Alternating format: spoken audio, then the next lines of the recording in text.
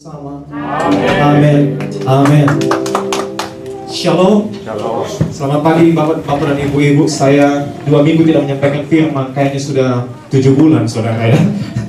Well, pagi hari ini agenda saya cukup banyak. Jadi saya tidak ingin buang-buang waktu saya saudara.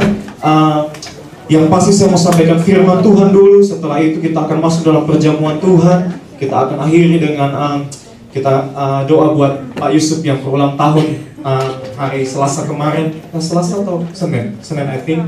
Well, dan setelah itu semua tetap tinggal di tempat karena saya akan memberi satu meeting singkat, saudara. Percaya sama saya, tidak akan buang-buang waktu saya, saudara ya. Dan jam 12 kita harus selesai. Jadi berharap saudara tetap tinggal sebentar dan mungkin yang di atas boleh turun ikut join kita. Oke, mari kita buka bersama dalam kitab Lukas pasal yang ke-9. Ini khotbah saya, saudara ya, yang tertunda waktu saya menyampaikan yang harusnya saya sampaikan ketika kita bicara tentang, ketika kita merayakan Paskah dan sesuatu yang dalam hati saya pikir saya harus menyampaikan yang lain. Pagi hari ini saya mau sampaikan, bukan karena apa-apa, tapi firman itu saya tidak mau itu mubazir, tidak mungkin akan terbuang begitu saja, saudara. Masih bicara begitu keras dalam roh saya, dan saya mau saudara belajar pagi hari ini. Kasih saya waktu 7-10 menit, saya mau sampaikan latar belakang ini. Bapak dan Ibu, kalau saudara buka kitab Lukas, mulai dari pasal yang ke-9. Saya bicara lumayan cepat pagi hari ini saudara ya. Lukas pasal yang ke-9, kalau ngomongnya di belakang udah belepotan, tandanya sudah harus selesai. Oke, pasal yang ke-9 ayat yang ke-51. This is so good. Ketika hampir genap waktunya, Yesus diangkat ke sorga. Ia mengarahkan pandangannya untuk pergi ke Yerusalem. Nah, Bapak dan Ibu, saya tahu pendeta akan mengajar pagi hari ini, tapi untuk kebaikan bersama. Ada satu kata, ada satu frase yang sebenarnya berulang-ulang itu terjadi khususnya dalam kitab Lukas atau Injil Lukas. Yang boleh dibilang bahwa jarang penulis yang lain menyukai frase itu, saudara. Yang pertama, kalau saudara baca di sana, hampir genap waktunya. Genap waktunya.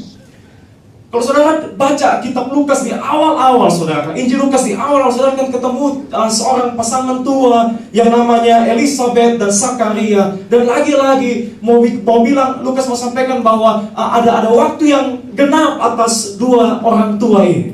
Jadi ada satu fulfillment when it came to pass. Bahasa King James-nya bilang, saudara, bahwa mau bilang bahwa ada satu fulfillment yang terjadi, genap waktunya, bahwa something happened. Nah, tidak banyak orang tertarik dengan frase itu, tapi Lukas sangat tertarik dengan kata itu, saudara. Di awal-awal saudara akan baca dan berkali-kali dia akan bilang genap waktunya, genap waktunya, genap waktunya. Sadar atau tidak sadar, saudara, saya mau beritahu sama saudara, di belakang layar sana ada satu tangan yang berkuasa, yang mengerjakan, yang mungkin kita nggak rasakan pekerjaannya, yang mungkin kita nggak rasakan eksistensi daripada tangan yang tidak terlihat itu. Tapi saya mau bilang begini, kalau saudara baca kitab Lukas, saudara nggak akan mungkin miss ini kalau saudara baca dengan teliti, bahwa mau bilang bahwa Tuhan sedang dalam bisnis untuk menggenapi rencananya. Itu sebabnya berkali-kali dikatakan genap waktunya, hampir genap waktunya. Hari-hari ini saya pikir saya belajar banyak, saudara, dan mungkin ada 1-2 dari saudara yang kita tahu bersama, oh my God, ada sesuatu yang di balik layar itu bekerja demikian rupa, terkadang memaksakan kehendaknya, sehingga mimpi kita mungkin akan dipelintir sedikit, mungkin cita-cita kita akan diarahkan, diputar separuh, saudara, sehingga yang kita inginkan tidak terjadi. Tapi kalau itu yang saudara alami, kalau itu yang saya alami, berkali saya bilang sama diri saya, it's okay, jangan berkecil hati, jangan berputus asa. Kenapa? Kalau saudara baca kitab Lukas, saudara perlu kuatkan hati saudara bahwa akan ada waktunya, dan itu waktu Tuhan. Amin. Akan ada waktunya, saudara. Oh my God. Kalau saya masih punya kesempatan untuk mengencourage saudara pagi hari ini, akan ada kegenapan waktu untuk masing-masing saudara, kebutuhan saudara, keadaan saudara, yang boleh jadi kegenapan itu berbeda dengan orang lain. Tapi dalam konteks ini, ada yang harus digenapi, saudara. Nah, apa yang harus digenapi? Yaitu dikatakan di sana, ketika hampir genap waktunya, Yesus diangkat ke sorga. Nah, ini poin saya. Ia mengarahkan pandangannya untuk pergi ke Yerusalem. Dikatakan di sana dalam bahasa Indonesia bilang bahwa ia mengarahkan pandangannya untuk pergi ke Yerusalem. Ekspresi itu sebenarnya betul, saudara, karena itu yang kita mengerti. Tapi kalau saya baca dalam bahasa aslinya, kurang lebih saya terjemahkan secara hurufiah, kurang lebih begini, bahwa pandangannya, atau lebih tepat face-nya, wajahnya, dengan satu ketetapan hati, dengan satu keyakinan, itu diarahkan, atau bahasa yang lebih tepat bilang, pergi ke Yerusalem. Jadi his face is going to Jerusalem. Nah, face, seringkali kita bicara wajah, saudara, tapi dalam Alkitab mau bilang itu satu presence, satu hadirat, atau mungkin dalam konteks ini mau bilang itu satu misi, satu tujuan, satu visi yang dia arahkan demikian rupa dengan satu ketetapan hati, dengan satu keyakinan bahwa tidak bisa tidak, apa yang dia lihat Yerusalem. Nah, Lukas tidak mencatat itu cuma sekali kemudian lewat, saudara. Oh, Anda akan temukan dalam kitab Markus. Satu ayat saja tiba-tiba Yesus sudah ada di Yerusalem.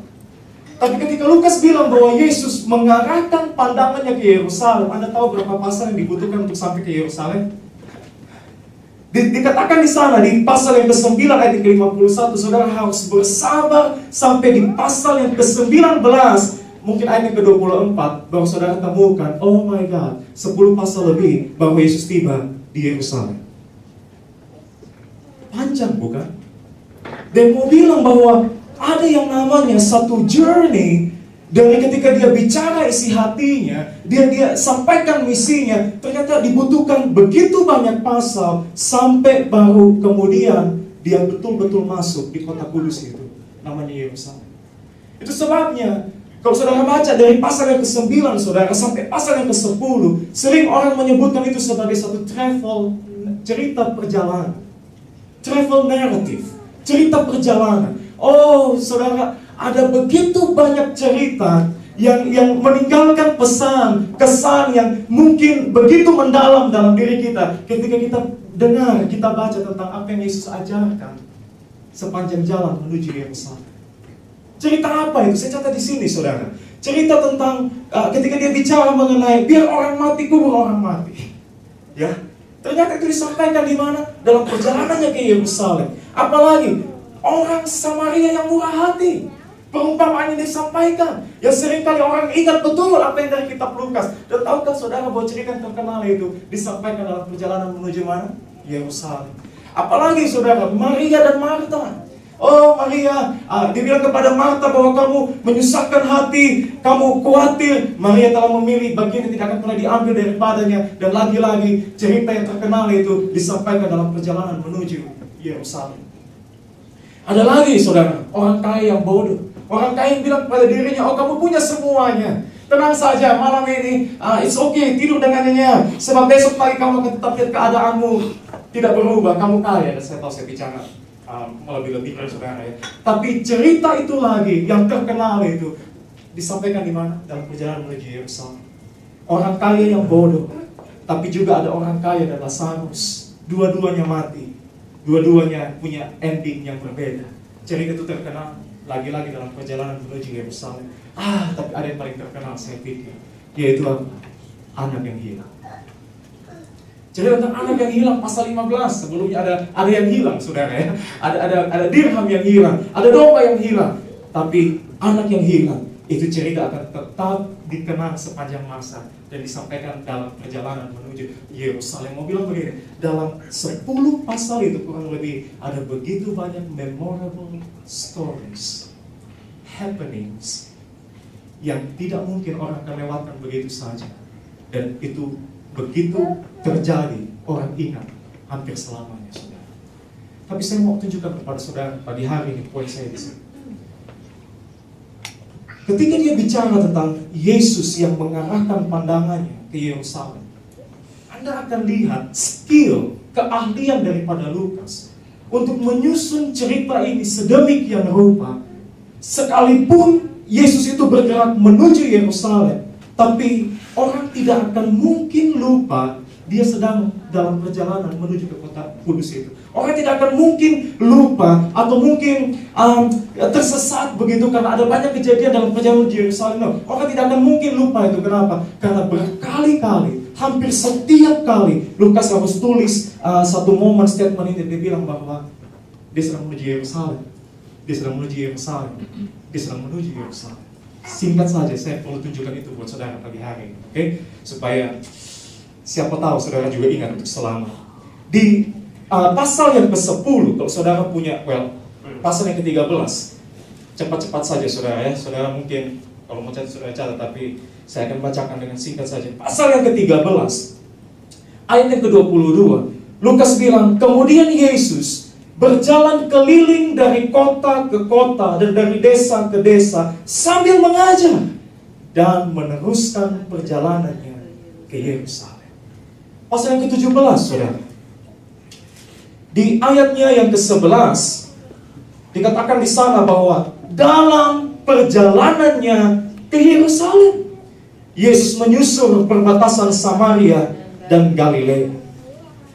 Pasal yang ke-18 ayat yang ke-31, Yesus memanggil ke-12 muridnya, lalu berkata kepada mereka, sekarang kita pergi ke Yerusalem, dan segala sesuatu yang ditulis oleh para nabi mengenai anak manusia akan digenapi.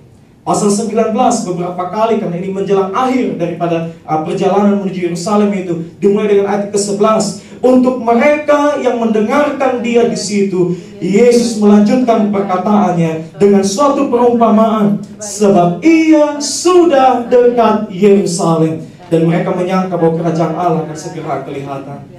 Di ayat yang ke-28, saudara, dan setelah mengatakan semuanya itu, Yesus mendahului mereka dan meneruskan perjalanannya ke Yerusalem. Dimasuk ayat yang ke-29.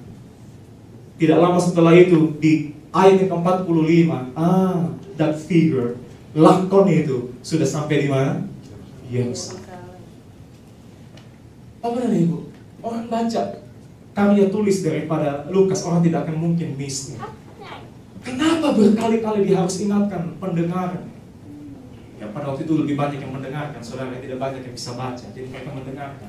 Dia mengingatkan pendengarnya bahwa Yesus sedang punya satu misi. Nah, itu yang saya mau bicara pagi hari. Ketika dikatakan bahwa dia melihat, dia arahkan wajahnya, dan wajahnya itu menuju Yerusalem. Bahwa itu bukan cuma hanya bicara misi. Bukan bicara bahwa Yesus punya satu vision, Yesus punya satu tujuan. Tapi ketika dia bilang bahwa Yesus mengarahkan pandangannya ke Yerusalem, juga bicara tentang satu determinasi. Atau mungkin bahasa Indonesia-nya lebih tepat, ketetapan hati. Satu keteguhan hati. Bahwa apa? Dia gak cuma hanya punya misi untuk hari depannya, tapi dia bertekad, dia harus sampai ke sana. Kapan terakhir kali saudara buat agenda dalam hidup ini? Minggu depan saudara mau hasilkan apa dalam hidup ini, saudara? Bapak dan Ibu, saya tidak pengen sombong sama saudara. Tadi saya pikir mungkin saya perlu bawa, saya punya kalender semuanya, saudara. Saya bicara ini dan saya mau, saudara, kalau itu baik, saudara perlu ikut. Kalau tidak, ya saudara buang jauh-jauh. Bahkan sampai Mei tahun 2018, saudara, kalender saya sudah penuh dengan agenda saya, saudara. Saya tahu saya berlebihan, tapi saya perlu print out itu yang namanya template kalender Januari 2018 karena belum keluar kalender 2018, saudara. Tapi terkadang perlu di print out.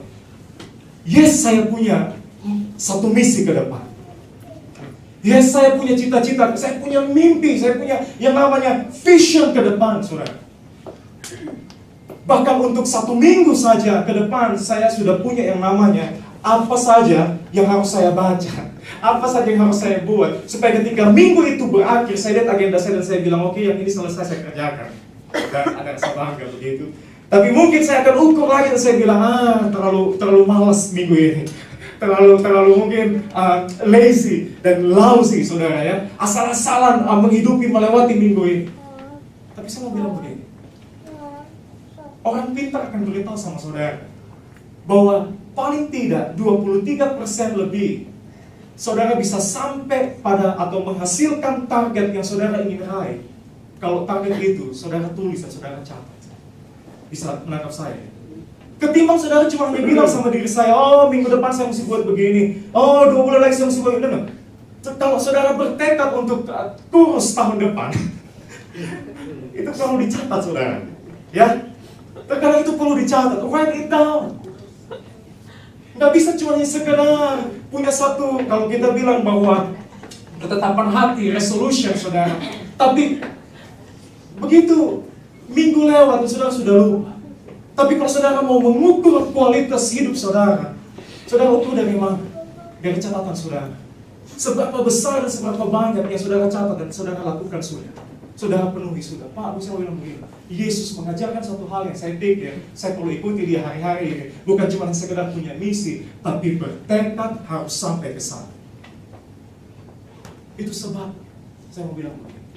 Kalau saudara mundur sebentar di pasal yang ke-9, ada satu hal yang I think this is just worth reading. Berharga untuk dibaca, saudara. Saudara undur sedikit di Lukas pasal yang ke-9.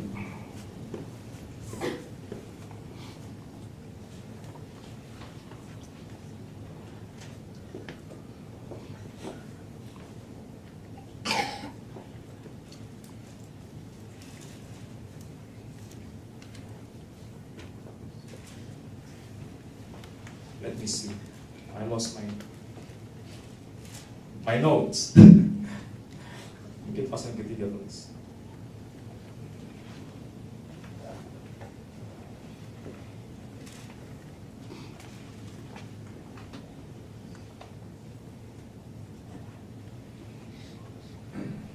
Oh Tuhan. Terkadang saya siapkan, dan terkadang juga saya tidak catat. Untuk bagian ini.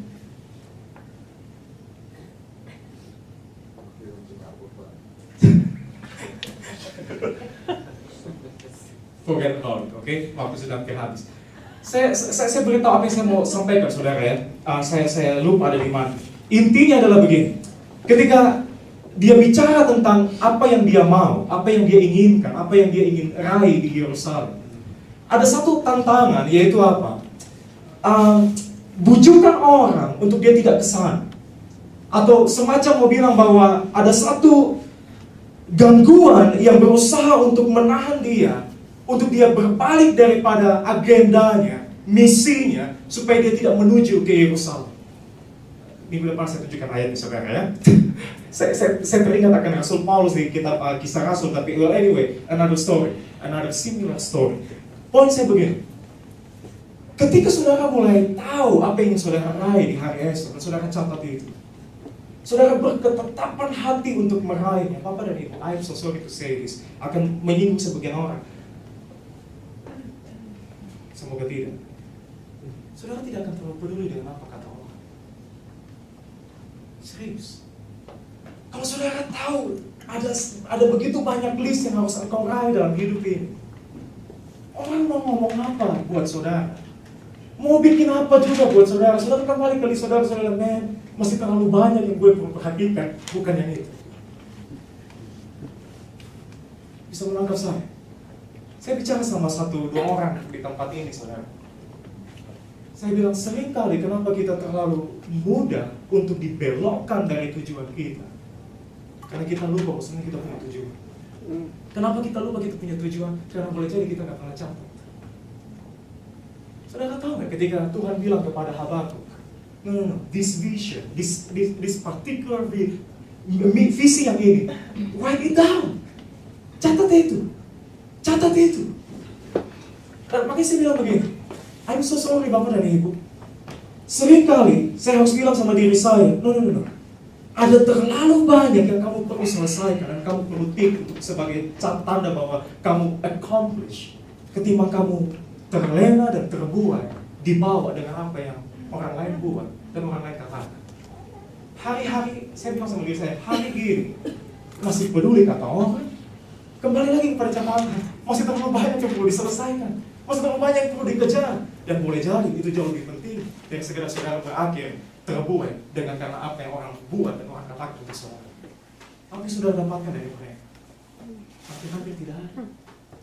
Tapi begitu saudara lihat catatan saudara, saudara ingat persis bahwa ini yang harus terjadi dalam hidup. Oh my God. Saya mau bilang begini. Kenapa kita perlu lihat jauh ke sana, saudara? Apa-apa yang visi itu tolong kita di hari ini. Apa yang misi hari esok itu tolong kita untuk hidup hari ini. Sederhana sebenarnya. Itu mengubah attitude kita hari ini. Saudara, seringkali Alkitab bilang begini. Mengaitkan antara penglihatan yang jelas, misi yang jelas, dikaitkan itu dengan hidup yang benar. Kalau pandangan saudara jelas, kalau target saudara jelas, yang saudara mau raih itu, saudara tahu persis, itu akan mempengaruhi bagaimana sikap hatimu dan behaviormu hari ini. Itu sebabnya kitab Ibrani bilang apa? Tanggalkan segala beban dan dosa yang merintangi. Ya, tanggalkan segala beban dan dosa yang merintangi. Kenapa? Kamu lihat jauh ke sana. Itu pertandingan yang harus kamu selesaikan. Tanggalkan itu. Terkadang kita terbuai. Rasa mau bilang ada satu beban, ada satu dumbbell dan barbell, saudara ya, yang diikat di kaki, dan itu beban apapun itu yang menghambat kita untuk kita sampai pada tujuan kita. Alkitab bilang apa? Tanggalkan itu dan lari jauh-jauh untuk sampai pada tujuan hidup kita. Paulus bilang lagi, saudara, dalam kitab Galatia, siapa yang menyihir kamu? Siapa yang mempesona kamu?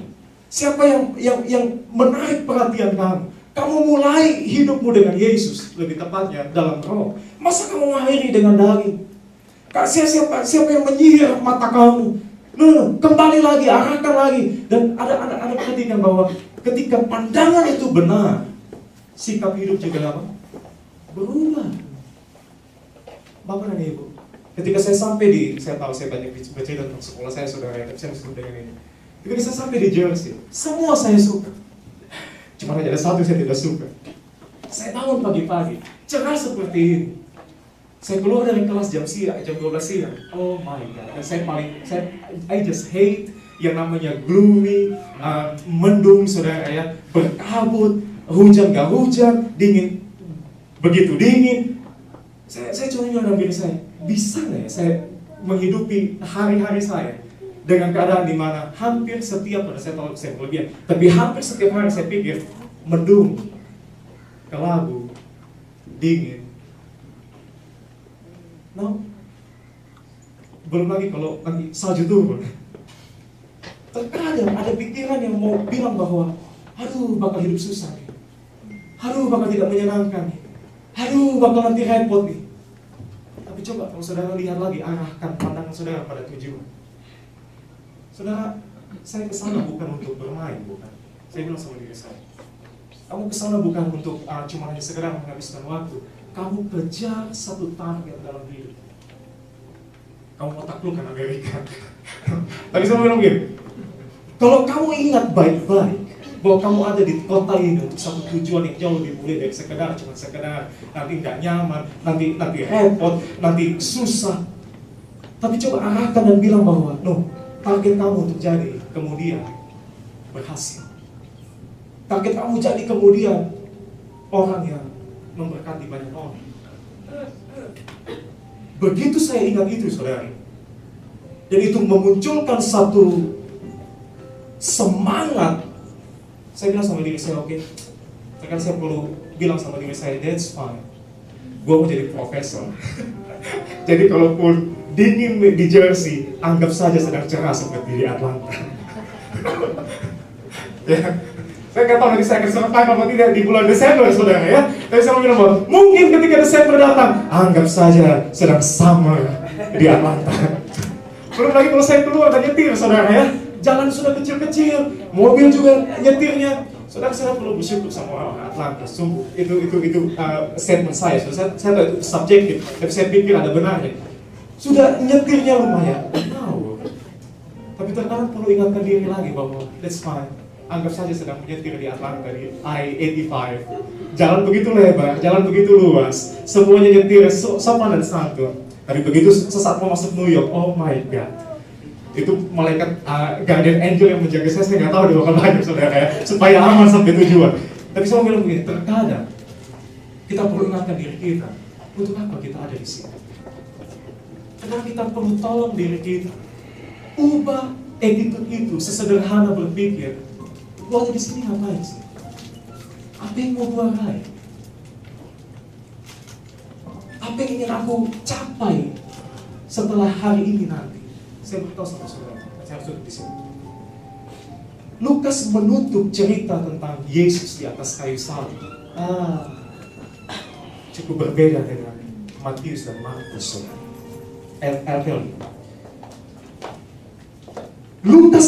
Yesusnya Lukas. Luke's Jesus. Yesusnya Lukas. Kalau saudara baca akhir daripada detik-detik itu di atas kayu salib, saudara tidak akan mendengar sedikit pun terucap dari mulutnya, karena tidak dicatat di sana, bahwa dia berseru kalimat ini, ya Tuhan, ya Allahku, Allahku, Eloi, Eloi, lama sabachthani, mengapa engkau meninggalkan aku? Pak Abu, Anda akan temukan itu dalam kitab Markus, Anda akan temukan itu dalam kitab Matius. Saya rasa mau bilang bahwa Markus, kalau memang itu ditulis pertama dan Matius tahu tentang Markus dan kemudian dia pinjam itu dan dia tulis dalam account-nya, dalam catatannya, Lukas sebenarnya juga punya akses kepada Markus, tapi sementara Matius meminjam atau mengadopsi statement itu di atas kayu salib, dia berseru, mengapa engkau tinggalkan aku? Lukas yang tahu tradisi itu, dia buang, saudara. Dia buang, dia nggak masukin dalam gospel. Justru ini yang dia masuk, yang tidak ada di dalam Matius, yang tidak ada dalam Markus, yaitu ketimbang berseru, ya Allahku, mengapa engkau tinggalkan aku? Potret kematian Yesus dalam kitab Lukas itu diakhiri dengan satu hidup penuh dengan confidence. Kalau saudara baca Markus, saudara baca Matius, saudara akan baca terkesan ada satu kengerian yang begitu sangat. Ketika tiba-tiba dia berseru dalam kesedihannya, ketertinggalannya, kemudian dalam kesakitan yang begitu rupa, Eloi, Eloi, lama sabachthani.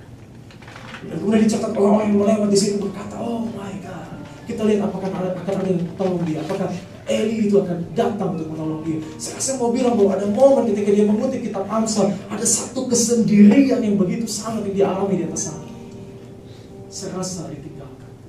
Itu wajah Yesus menurut Markus dan menurut Matius. Cukup mengerikan, cukup mengenaskan, cukup memprihatinkan, tapi cukup saudara baca Lukas. Ada satu confidence. Confidence itu muncul lewat statement ini. Ya Bapa, dalam tangan kuserahkan nyawa. Tidak ada yang namanya terpisah, saudara. Tidak ada yang namanya terpisah.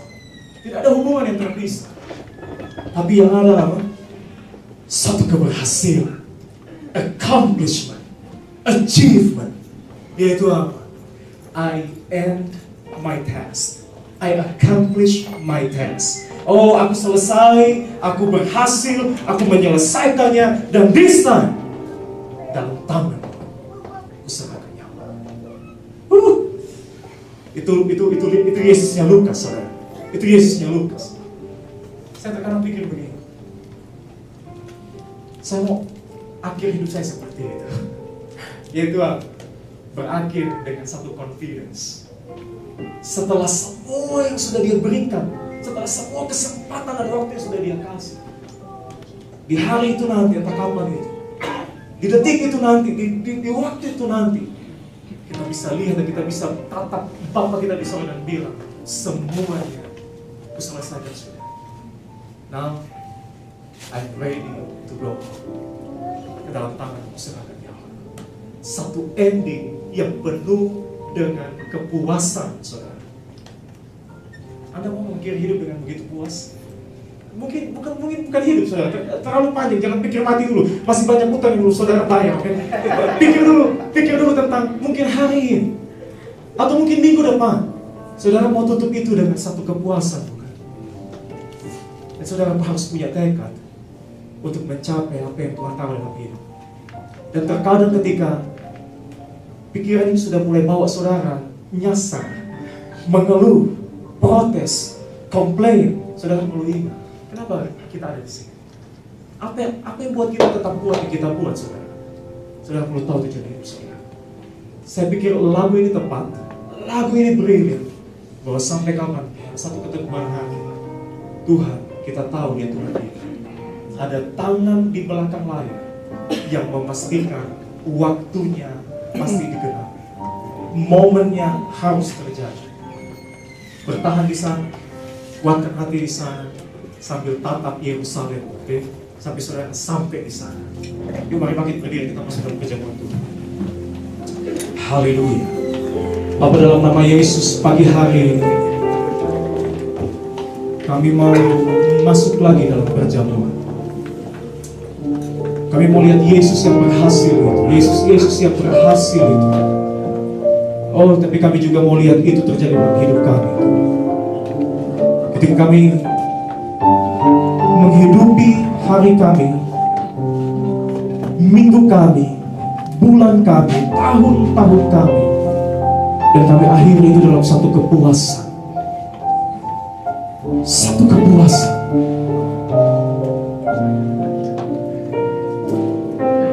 Tolong kami untuk hidup hari ini, Tuhan.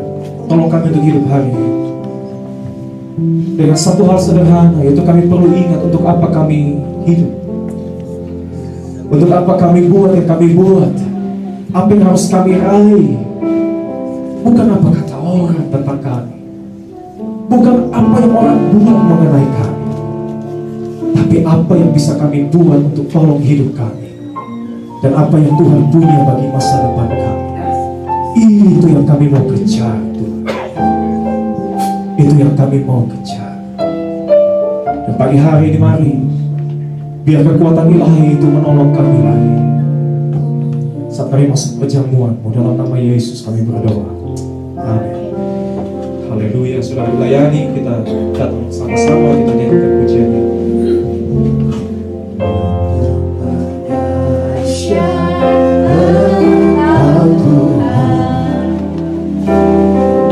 Cinta segala yang ada, dulu sekarang sampai selamanya, hanya Engkau Tuhan.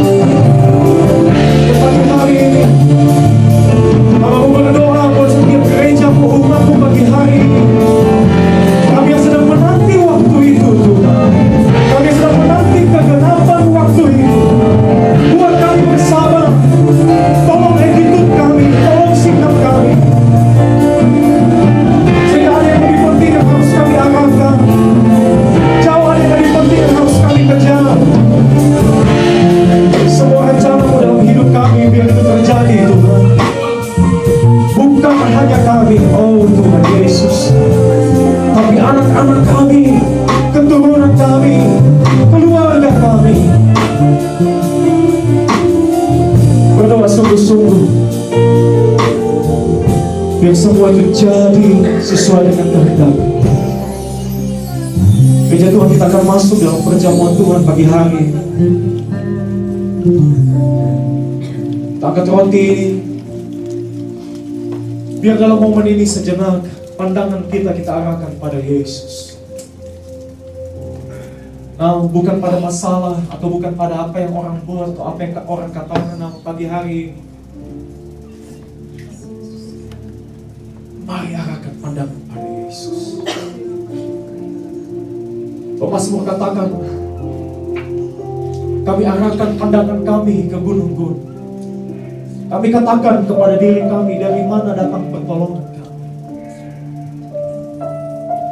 Kami ingat pertolongan kami datangnya dari Tuhan. Oh Tuhan Yesus.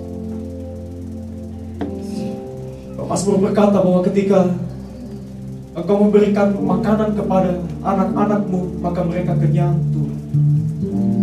Tapi ketika Engkau mulai menahan, maka mereka mati kelaparan. Itu sebabnya mata hamba-hamba memandang kepada tangan Tuhan. Dan pagi hari ini mata kami memandang kepada tangan Tuhan Allah kami. Jangan tutup tangan itu, Tuhan. Tapi bukalah dan kenyangkan kami dengan kebaikan. Gereja Tuhan, Yesus berkata bahwa roti ini bukan roti biasa. Tapi siapa yang memakan aku, katanya, beroleh hidup yang kekal. Pada malam waktu ia diserahkan, ia mengambil roti dan mengucapkan syukur atasnya dan berkata, inilah tubuhku yang diserahkan bagi kamu. Setiap kali kamu memakannya, ingatlah akan aku. Bukankah roti yang kita angkat ini, kita ucapkan syukur ini, dan kita pecah-pecahkan ini adalah persekutuan kita di dalam tubuh Yesus. Mari kita makan dengan iman dalam nama Yesus.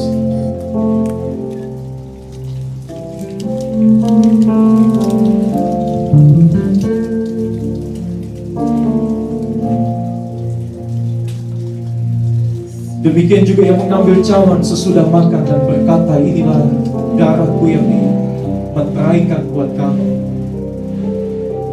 Satu darah perjanjian yang baru. Bapak dan Ibu, saya tidak tahu apa yang saudara rasakan hari detik ini. Tapi saya tahu ada Tuhan di tengah-tengah kita. Ada damai sejahtera yang mengalir dalam hidup kita. Setelah ini saya rindu 1 menit saja, semua orang arahkan pandangan pada Yesus. Sama seperti dia pernah sekali memandang Yerusalem dengan satu ketetapan hati yang mungkin akan terjadi, tidak akan berubah agenda itu, tidak akan berubah rencana itu. 1 menit nanti, sungguh-sungguh mari kita arahkan pada Yesus. Apapun boleh terjadi. Tapi pagi hari kita akan pandang dia. Bukankah cawan yang kita angkat ini, kita ucapkan syukur ini adalah persekutuan kita di dalam darah Yesus. Mari kita minum dengan iman dalam nama Yesus. Mari seluruh gereja kita sembah Tuhan. We worship you, O God. We worship you.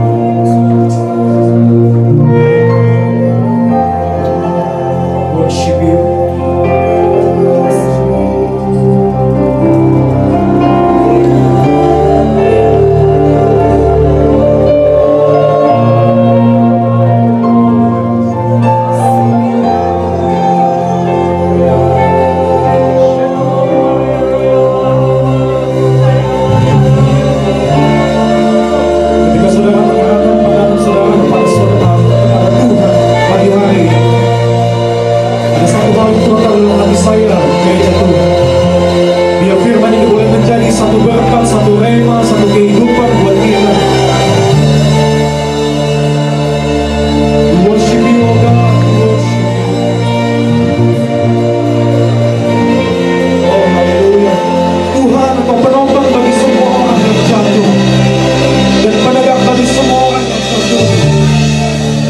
Sekalian orang menantikan engkau, dan engkau pun memberi mereka makan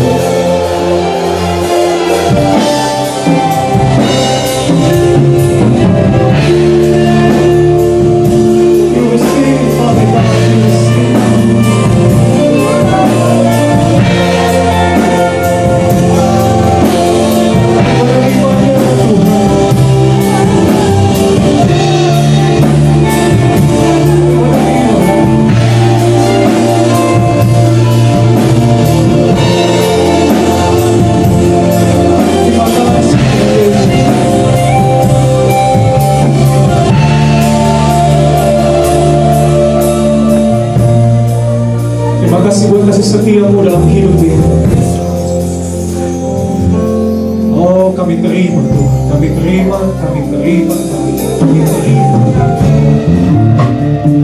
Yang baik itu kami terima.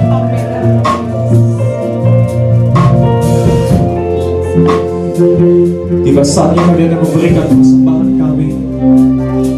Berdoa Kau memberkati Tuhan. Sungguh, biar kami memberi dari hati yang mengasihi Tuhan. Di dalam nama Yesus. Amin. Amin. Dulu kembali saudara ya, dengan dalam hadirat Tuhan saya sangat-sangat diberkati. Saya tahu ada momen kita menyembah, tapi ada momen kita menerima saudara. Ada momen kita menyembah, ada momen kita berkata-kata dalam bahasa, tapi ada momen di mana kita terima. Sebabnya adalah baik untuk percaya hal itu. Saudara, sambil saudara siapkan persembahan saudara, pengumuman super singkat saja supaya kita segera akhiri ibadah kita. Kalau tidak keberatan, Pak Yusuf, boleh dong kesini Pak Yusuf. Bantu saya cake-nya saudara. Ibu ada di atas sama anaknya, tapi itu ada di sini.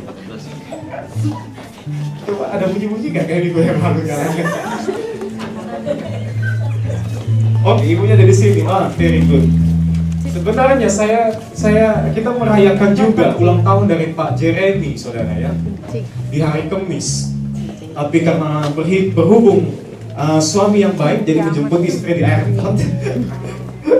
By the way, saudara, kalau ketemu Pak Jeremy bukan cuma selamat ulang tahun, selamat being a good grandpa, saudara ya, menjadi kakek Kong.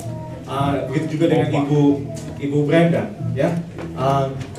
Karena Gerson istrinya melahirkan sudah. Audrey ada di sini. Audrey ada di atas loh. Audrey nanti Ibu Vinci mau. Oh iya sama kayak gitu. Tapi mereka di atas, mereka punya cake-nya sendiri. Yuk mari ke depan sebentar Pak Yusuf. Saudara, saya sangat diberkati dengan keluarga ini.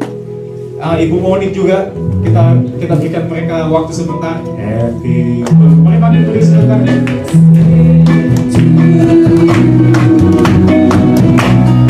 Happy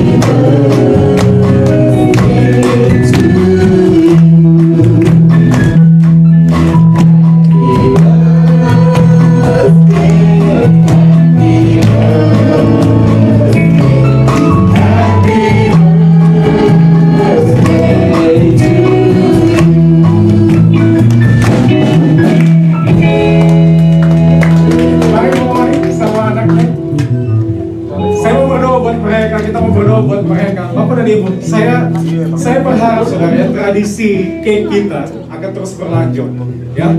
Sekalipun mungkin saya perlu tunjuk orang yang saya ada di sini karena mungkin akan butuh waktu untuk membelinya, tapi saya sangat somehow I'm proud. Saya bangga untuk bisa menunjukkan kepada saudara keluarga-keluarga Betani yang berhasil, yang berulang tahun. Kita mau berdoa buat keberhasilan mereka lebih lagi. Dan saya akan tutup dengan doa berkat untuk saudara semua. Dan setelah itu tetap tinggal di tempat. Oke? Let us pray. Bapa, dalam nama Yesus berdoa siang hari ini, bersyukur buat 1 tahun lagi yang Tuhan berikan dalam hidup Pak Yusuf. Bapa, kami tahu sebagai umat, sebagai gereja, sebagai teman, family, kami diberkati lewat keluarga ini. Hidup mereka, pelayanan mereka, perbuatan mereka, pengorbanan mereka. Itu sebabnya pagi hari ini kami ambil momen ini, kami memberkati mereka, Tuhan. Pak Yusuf, Ibu Moni, dan kedua anak. Bahkan keluarga besarnya berdoa begitu banyak mungkin cita-cita yang harus mereka raih, yang mereka ingin untuk mereka dapatkan. Kami berdoa sama-sama biar semua itu terjadi dalam hidup mereka, semata-mata karena Tuhan Engkau mengasihi mereka. Berikan umur yang panjang, berikan kesehatan, berikan keberhasilan, dan semakin lagi menjadi berkat bagi banyak orang. Terima kasih buat keluarga ini Tuhan, dan pada akhirnya buat seluruh keluarga Betani, biar berkat-Mu turun atas kami. Kami mengingat keluarga yang berbahagia, Pak Jeremy, Ibu Brenda, begitu pula juga dengan Gerson dan Ira, Begitu juga dengan anak-anak youth kami yang hari ini berulang tahun. Berdoa untuk semuanya, biar Tuhan Kau memberkati Tuhan. Engkau melindungi, Engkau menjauhkan daripada yang jahat. Dan ketika kami sebentar akan bicara mengenai pelayanan kami ke depan, Hamba meminta hikmat daripada satu damai sejahtera Tuhan turun atas kami. Tapi lebih daripada itu, satu kemampuan ilahi untuk kami menyelesaikan tugas dan tanggung jawab kami di tempat ini, Tuhan. Terima kasih untuk kasih setiamu. Dan ini doa kami, ini ibadat kami, fellowship kami. Dan Hamba berdoa semua umat diberkati dalam nama Yesus. Sama-sama kita diberkati dalam amin.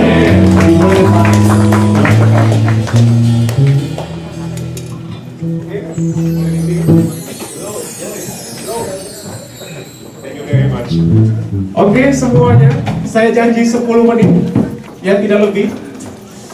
Bos boleh bagi dulu.